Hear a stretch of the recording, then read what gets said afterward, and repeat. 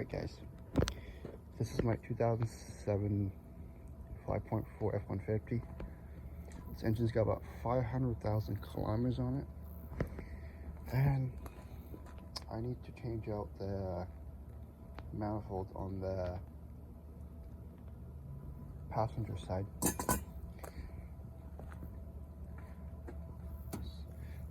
So I had this manifold out already, but there was a crack in the manifold, so I did not have the parts at the time, and there was two broken stud at the front, but I already got it out with a reverse drill bits.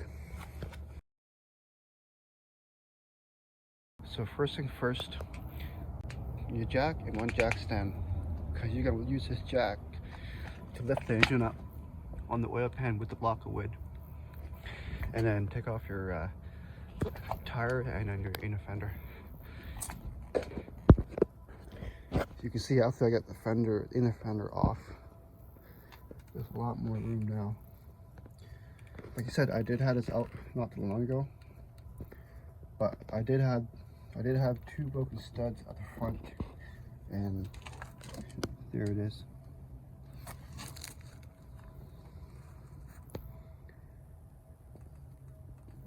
So I drilled them out, and then yeah. Now next step is take this bolt out and take out your 15mm downpipe bolts, and then take the two bolts off. Take the two bolts off on the engine mount. You can see right there, there's two of them there, and then jack the motor up. I'm gonna do that right now. So I just got this one out. I did manage to get that one out with 15mm, but this one I used a 14 and then hammered the 14 in there. You see, just got it out. And I use impact for everything.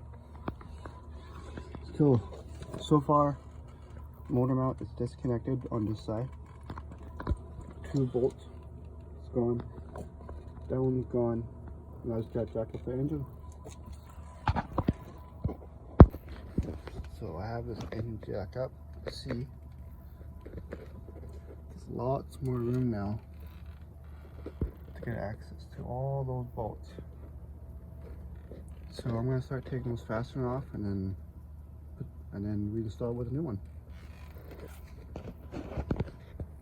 So this is the kit I used to do this job. 13mm deep socket, and a couple of common tools over there. Okay, I got all the nut off the studs. No, just the setup with the 13mm deep. Now I'm going to remove a couple of studs, and then the exhaust will come out right here. And I leave my starter in place because I used to take the starter off, but I don't now. But mind you, this one did have two broken studs before, those two front ones. And it took me about an hour to drill them out, both of them. And yeah,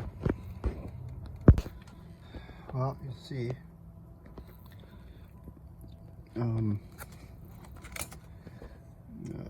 there's the crack. I got all the top studs out. I might have to take that one out. That one there. But really, just keep working your way.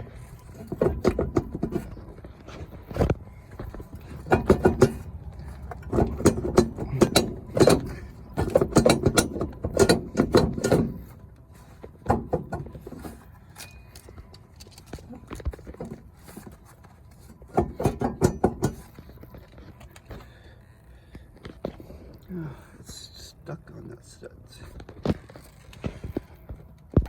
So I got it out finally. I did have to push up with more, a little bit more, and then pull that out. but it's out.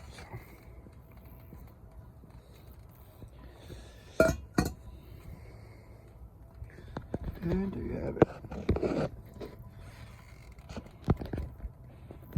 So I'm gonna remove all those studs and then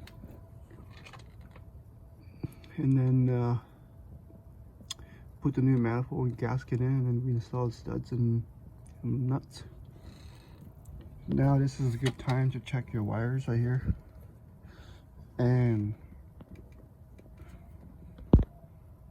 these wires, you can see, oh, mine's a little bit, oh yeah,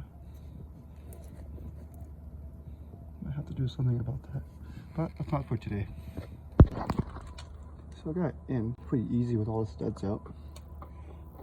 So I got those two studs holding the manifold and the gasket. Make sure the gasket sit up like this. Not like this. Like this. So I'm just gonna put this in,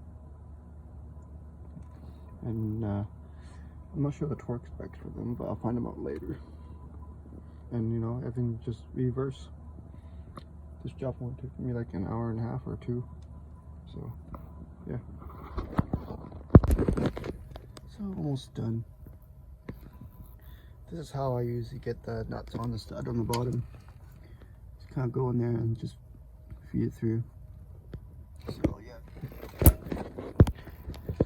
Well, I think I'm all done. Just gotta drop the engine down, line it up, put it back together and fire it up. So I had a couple of stainless steel studs laying around, so you know I used a couple of them. And I use steel for this two back one, just in case they break again one day. Yeah. Well, first start up. Oh yeah, nice and quiet.